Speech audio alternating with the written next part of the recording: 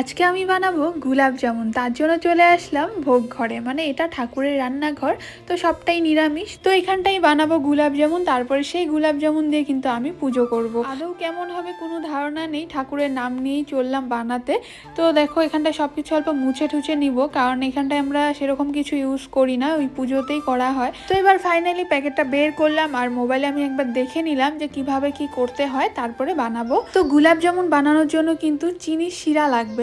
তো তার জন্য কি কি লাগে সেটাও আমি দেখে নিলাম। চিনি আর জল লাগবে। তো তার জন্য একটা গ্যাসে মানে ইয়েটা উঠিয়ে দিয়ে ওখানটায় আমি চিনি জল দিয়ে দিয়েছি। আর মনে মনে ভয়ও লাগছিল যদি না হয় তো আমি যা গালি শুনবো, মানে এত জিনিস যদি নষ্ট হয়, তো ভয়ে ভয়ে আমি করছি। তারপর বাবা ভোলেনাথের নাম নিয়ে আমি 2 বাটি চিনি দিয়েছি, জল দিয়েছি, দিয়ে অল্প নাড়াচাড়া করেছি আর অল্প ফ্লেভার আসার জন্য ইলাইচিও দিয়েছিলাম।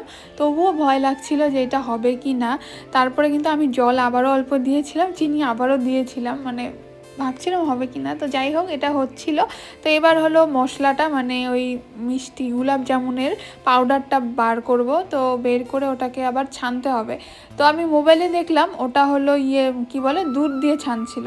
তো আমার কাছে এখন মানে দুধটা ছিল না, তো তার জন্য আমি জল দিয়েই করব। তো তোমরাও কিন্তু চাইলে বানাতে পারো, ভালোই হয় গুলাব জামুনটা।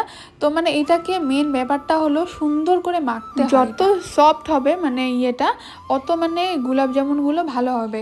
তো আমার মেন প্রবলেমটা হলো আমি মাখতে পারিনি ভালো মতে। তো অনেক ট্রাই করলাম, আমারটা কেন জানি না এরকম হয়েছিল, শক্ত শক্ত হয়েছিল।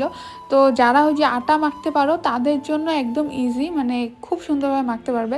যেহেতু আমি আটা টাটা মাখি না, মানে আমাদের বাড়ি আটা হয়ই না। তো আমরা বাঙালি মানুষ ভাতই খাই সবসময়, মানে আটা টাটা খাই না, আর আমি পছন্দও করি না। তো তার জন্য আমার প্রবলেম হচ্ছিল মাখতে, কিন্তু আমি যতটা পেরেছি সুন্দর করে মাখার চেষ্টা করেছি। তো এখানটায় দেখো কেমন হচ্ছিল, তো এরকমই হচ্ছিল আমার।